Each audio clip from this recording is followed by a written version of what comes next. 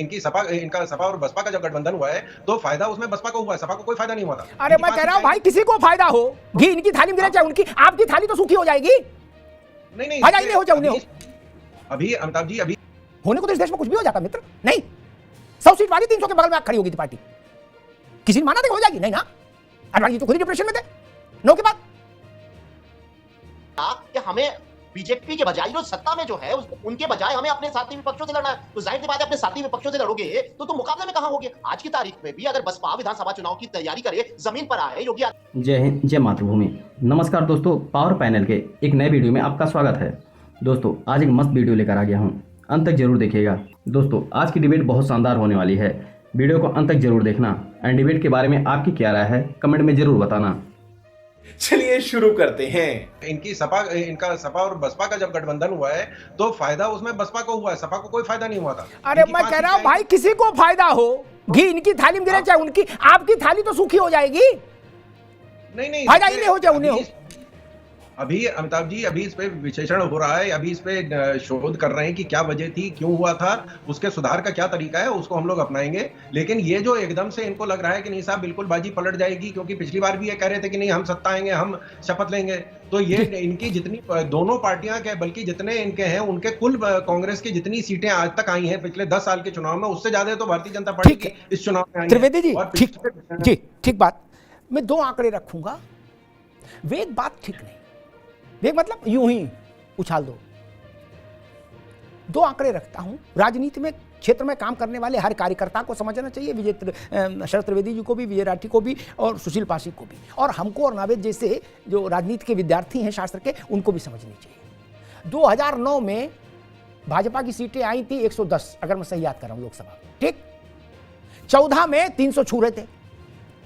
कैसे होने को तो इस देश में कुछ भी हो जाता मित्र, नहीं 100 सीट वाली 300 के बगल में खड़ी होगी थी पार्टी, किसी ने माना था कि हो जाएगी? नहीं ना, अडवाणी जी तो खुद ही डिप्रेशन में थे 9 के बाद।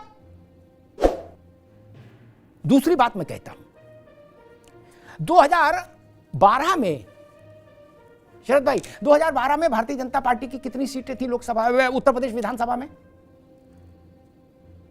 मेरे ख्याल से 47 थी या 51 थी, मैं कंफ्यूज हो सकता क्योंकि मैं कोई आंकड़ा नहीं रखता अपने पास, ठीक। 50 के अंदर थी।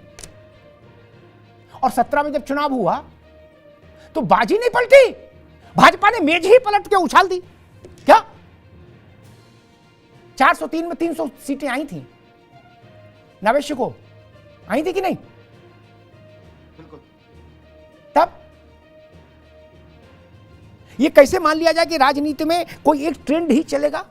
और दूसरी बात जो मैं जिसके लिए बहस लेके आया कि अगर ऐसी स्थिति बन जाए, हम कह रहे बसपा बिल्कुल हाथी बिल्कुल कुपोषित हो गया है, ठीक, तभी चूहा में तो कन्वर्ट होगा नहीं। मान लो ढांचा तो रहेगा, मान लो मांस गायब भी हो गया, ढांचा तो रहेगा ना हाथी का, तो हाथी जैसा दिखेगा। अगर सपा कांग्रेस और बसपा एक साथ आ जाते हैं लोग विधानसभा चुनाव में, तो क्या स्थिति बनेगी आपके हिसाब से? अच्छी जाहिर सी बात है कि एक मजबूत चुनाव होगा और एक बड़ी टक्कर होगी योगी आदित्यनाथ के सामने। लेकिन मुख्य बात यह है कि बसपा खत्म नहीं हुई है, ये बात बिल्कुल सही है। बसपा जब भी चुनाव लड़ेगी तो त्रिकोणीय मुकाबला में जरूर आएगी। बसपा ने तो चुनाव लड़ना बंद कर दिया। चुनाव लड़ने के लिए अपने विपक्षी साथियों से थोड़ी लड़ा जाता है, सत्ता से लड़ा जाता है। और बहन जी ने सत्ता से लड़ना छोड़ दिया तो वो हाशिए पर आ गए। आकाश आनंद ने 1, 2, 3 सभाएं की और शुरू के 1, 2 फेर चुनाव थे उसमें त्रिकोणीय मुकाबले में बसपा आ गई थी, बात तय हो गई।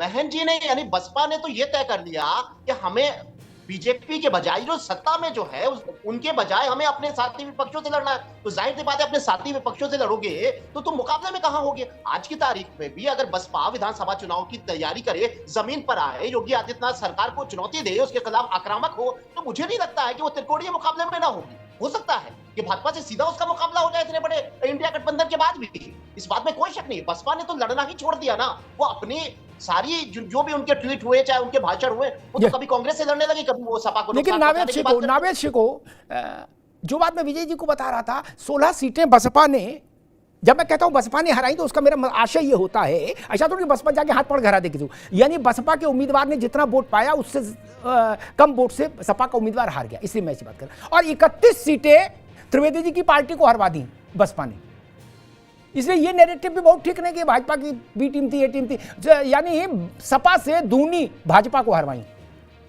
और भाजपा को जितनी हरवाई उससे आधी सपा को हरवा दी। नवश को तब क्या कहेंगे? नहीं, देखिए ये बात बिल्कुल सही है कि इस चुनाव में तो दोनों को नुकसान पहुंचाया है, सिर्फ समाजवादी पार्टी को ही नहीं, बीजेपी को भी नुकसान पहुंचाया है। लेकिन जो चुनावी तेवर होते हैं, जो लड़ाई होती है, उसमें वो नजर नहीं आई। ये दो बातें हैं, जिस तरीके से उनको कुछ अफजाल ने ऑफर किया है या वो चाहते हैं, या प्रमोद तिवारी का बयान आया है, इस वक्त इंडिया गठबंधन के दोनों हाथों में लड्डू हैं। बहन जी अगर आ जाती हैं, जैसे कि विधानसभा चुनाव में कहना शुरू कर दिया है, इससे पहले लोकसभा चुनाव में सारे विपक्षी नेता कहते थे बहन जी आ जाइए, आ जाइए, आ जाएंगे, आ जाएंगे। अब वो फिर से ये राग अलापना शुरू हो गया। आज दो नेताओं ने कहा हो सकता है और भी लोग के हैं अब, लेकिन उनका फायदा ये, अगर आ जाती है तब भी फायदा है, और अगर नहीं आती है तो ज्यादा फायदा है। होता क्या, ये पूरा चुनाव जो जीता गया उत्तर प्रदेश में विपक्ष ने जीता है, वो सिर्फ इसीलिए कि बहन जी आ जाइए। ये जुमला जो है ये बहुत फायदा पहुंचाया है इंडिया गठबंधन को, क्योंकि दलित समाज में ये संदेश दे दिया है कि हम आपके जो आपका संगठन है, जो आपकी पार्टी है, दलित समाज का राजनीतिक जो एक बहुत मजबूत एक पार्टी है, हम उसको तोड़ना नहीं चाहते हैं। हम तो चाहते हैं कि आपकी नेता जो है हम उनको सम्मानजनक तरीके से उनको ताकत दें, उनको आगे बढ़ाएं। ये संदेश दे दिया उन्होंने, और ये बात जता दिया कि बहन जी लड़ना ही नहीं चाहती हैं, आपको लावारिस छोड़े हुए हैं, आपको राजनीति के वनवास से अलग कर दिया, सत्ता के वनवास पे खड़ा कर दिया। और अब दलित, ये बात बिल्कुल तय है सर। बच्चा एक चीज कह दूं कि दलित समाज के मन में ये बात तो आ गई है कि हमें 5 किलो राशन और हमारी जात का कोई नेता आप कुर्सी पर बैठा दो, हम नहीं मानेंगे, हमें सरकारी नौकरी दो। ये बात तो आ गई और ये खतरनाक है बीजेपी के लिए। ठीक, सुशील पासी साहब, क्या कांग्रेस इस, जैसे क्योंकि प्रमोद तिवारी बड़े नेता है और बड़े नेता के अलावा अनुभवी बहुत हैं, उन्होंने बहुत बसंत देखे है ना, गुणा भाग की राजनीति बहुत नजदीक से देखी और चुनाव के कई बसंत देखे। तो अगर वो कह रहे हैं कि 27 के महासमर से पहले बसपा सपा कांग्रेस को एक साथ आ जाना चाहिए, तो क्या माना जाए कि कांग्रेस इस बात को फिर से, जो उसने लोकसभा चुनाव के दौरान कोशिश की थी तब मेटलाइज नहीं हुआ, अब फिर से कोशिश करेगी कि बीएसपी और सपा और कांग्रेस एक नाव पर सवार हो जाए? देखिए, कांग्रेस का जो उद्देश्य है वो हमारे लिए जनहित और प्रदेश और देश हित पहले होता है, संविधान हित मेरे लिए पहले होता है। ये स्वाभाविक रूप है कि कांग्रेस चाहती है कि जितने भी धर्मनिरपेक्ष दल हैं और जो एक विचारधारा के लोग हैं उनको एक साथ रहना चाहिए जब देश और समाज और संविधान की बात हो। तो मेरा अपना मानना है कि 2027 का चुनाव अभी दूर है और राजनीति में हर पल हर परिस्थितियां बदलती रहती हैं। ये सही है कि आज की परिस्थिति में जन भावना यही है कि बहन जी को इंडिया गठबंधन के साथ रहना चाहिए था, लेकिन अगर किसी कारणवश उनकी क्या मजबूरी थी ये मैं नहीं जानता हूं, लेकिन इंडिया गठबंधन की तरफ से ऑफर था। 27 में क्या होगा ये अभी कह पाना, क्योंकि समाजवादी पार्टी और कांग्रेस का गठबंधन है और इंडिया गठबंधन में अभी बहन जी हिस्सा नहीं है। आगे होंगी नहीं होंगी ये उनके ऊपर है, लेकिन जिस मिशन के लिए बहन जी और माननीय काशीराम साहब का जो मिशन था उसको देखते हुए तो ये कयास लगाना चाहिए ही लोगों को कि मायावती जी को इंडिया गठबंधन के साथ रहना चाहिए।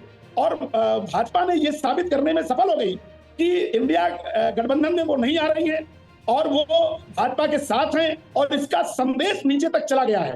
तो जो कट्टरपंथी वोट था वो बहन जी के साथ था, लेकिन जो संविधान को बचाने वाला वोट था, जो अम्बेडकरवादी थे, जो संविधानवादी थे, जो विचारधारा पर थे, पार्टी से नहीं जुड़े हैं, वो सारे बुद्धिजीवी ठीक है पासी साहब, ठीक है करके इंडिया गठबंधन जो मैं समझ पाया, ठीक है पासी साहब, मैं जो समझ पाया उसका मैं बता दूं, फिर राठी साहब पास जाऊं। सुशील पासी शायद ये कहना चाह रहे हैं, उन्होंने कट्टरपंथी छोड़ के बाकी सब इधर आगे। मैं जो समझ पाया कि अंबेडकर, वो ऐसा कह रहे हैं सुशील भाई, मैंने, लेकिन जो वो कह रहे हैं उसका तर्जुमा करता हूं कि अंबेडकरवादी हमारे साथ आ गए, मायावतीवादी बसपा में रहे, ऐसा कहना चाह रहे हैं शायद। क्या सुशील जी? यही कह रहा हूं। हाँ ठीक, हम ठीक ही समझ लेते हैं। हाँ, ईश्वर की कृपा है कि ठीक ठाक समझ लेते हैं कि कौन क्या कह रहा है और क्यों कह रहा है। विजय राठी साहब, इंद्रजीत सरोज, लालजी वर्मा, रामचल राजभर, मिठाई लाल, अंबेडकर वाहिनी के राष्ट्रीय अध्यक्ष, ये सारे समाजवादी पार्टी के जो नक्षत्र मंडल है, ये वही है जो बसपा के आंगन में फूला फला और बड़ा हुआ नहीं। तो इसका मतलब समाजवादी पार्टी तो समझेगी कि भैया राज तिलक करना है तो दलित चाहिए, और मैक्सिमम दलित 2024 में संविधान का मसला आपने जो उठाया था उसके कारण आपके पास आ चुका 54%। इतना कभी जीवन में नहीं आया मुलायम सिंह जी से लेके अब तक। नॉन जाटप तो अभी भी मायावती जी के साथ इंटैक्ट है, ठीक। फिर ये अफजाल अंसारी ने जो राग छेड़ा है, उन्होंने कहा कि ना बसपा हमको छोड़ सकती ना हम बसपा को छोड़ सकते, मतलब डेयरिंग तो है ही, अंसारी परिवार, इसमें तो कोई दो राय है ही नहीं। उनका मिजाज तो वैसे ही है, वरना और आदमी होता तो वो थोड़ा डरता भी कि यार मैं सांसद सपा से वैसी बात ना बोलूं। लेकिन उन्होंने ऐलान कर दिया कि 27 में बसपा भी साथ होगी और कांग्रेस सपा और बसपा एक साथ चलेंगे। विजय राठी जी, क्या इतनी बड़ी बात नेतृत्व को बिना संज्ञान में लिए कोई बोल सकता है राठी साहब? और अगर बोल भी दे तो उसका खंडन हो जाएगा, राजेंद्र चौधरी जी इसी काम में है, नहीं तुरंत रिलीज जारी करो, नावेशिकों को भेजो कि माननीय राष्ट्रीय अध्यक्ष ने इसका खंडन करवा दिया। नहीं, मैं जवाब दे देता हूं आपको जी। पहले मैं एक छोटी सी बात शरद त्रिवेदी जी इनकी बता दूं, ये बेचारे बड़े परेशान हैं, जब से रिजल्ट आए थोड़े भी नहीं हंसे हैं, तो मैं इनसे कहूंगा थोड़ा हंस ले, क्योंकि वो जो घी वाली बात कर रहे थे वो हमारी थाली में है, इनकी थाली बेचारों की सूखी है। ये तो मजाक की बात रही। देखिए, अभी नावेद सिको जी जो है वो निष्पक्ष पत्रकार, उन्होंने एक लाइन बोली लास्ट में जो बड़ी इंपॉर्टेंट और बीजेपी को बिल्कुल भी पसंद नहीं आई। इन्होंने बोला कि जनता अब नौकरी की बात करने लगी, और जो बीजेपी को कभी पसंद नहीं है। तो ये इस डिबेट की बड़ी अच्छी टैगलाइन है कि इन्होंने बोला कि नौकरी की बात बीजेपी को पसंद नहीं है। ये एक पत्रकार बोल रहे हैं, बहुत अच्छी बात। दूसरी बात, जैसा आपने पूछा, अभी बात करी आपने, देखिए वो चुने हुए सांसद हैं, उनका निजी बयान है, अगर वो ऐसा चाहते हैं, वो खुद से, हमारे यहाँ लोकतंत्र है, ऐसा भी नहीं है कुछ गलत। और रही बात, जब वो चाहते हैं कि बसपा साथ हो, उसका मतलब है कि बहुजन समाज पार्टी का मतलब है जो बहुजन लोग उनसे अभी भी जुड़े हुए हैं, लेकिन जो संविधान को बचाना चाहते हैं, आरक्षण को बचाना चाहते हैं। अच्छा, जो मायावती से जुड़े हैं वो आरक्षण के खिलाफ है क्या? देखिए आरक्षण के खिलाफ भैया राठी जी, जो मायावती जुड़े हैं वो आरक्षण खिलाफ है क्या? आरक्षण के खिलाफ नहीं है, लेकिन आपने वोटिंग पैटर्न अगर आपने देखा होगा अमिताभ जी, बहुजन समाज पार्टी चुनाव लड़ी है, लेकिन जो मिला है भरपूर प्यार समर्थन वो समाजवादी पार्टी को मिला है, क्योंकि उन्हें लगता है कि कहीं ना कहीं बहुजन समाज पार्टी चुनाव में ऐसी पार्टी की मदद करती है, भारतीय जनता पार्टी की, जो संविधान, लोकतंत्र और आरक्षण को खत्म करना चाहते हैं। ये लोग समझ गए नीचे के, तभी तो उन्होंने समाजवादी पार्टी को भर के वोट दिया और बहुजन समाज पार्टी को वोट नहीं दिया। यही तो कारण था। तो इसलिए हम कह रहे हैं कि जो थोड़े बचे हुए हैं वो भी धीरे धीरे समझ जाएंगे। तो इसलिए आने वाले जो वीडियो को अंत तक देख लिया होगा आपने, उम्मीद करता हूँ वीडियो पसंद आई होगी। इसी तरह की डिबेट वीडियो के लिए वीडियो को लाइक और चैनल को सब्सक्राइब जरूर करें, और वीडियो के बारे में आपका क्या राय है कमेंट में जरूर लिख कर जाना। मिलते हैं एक नए ज्वलंत मुद्दे पर। जय हिंद।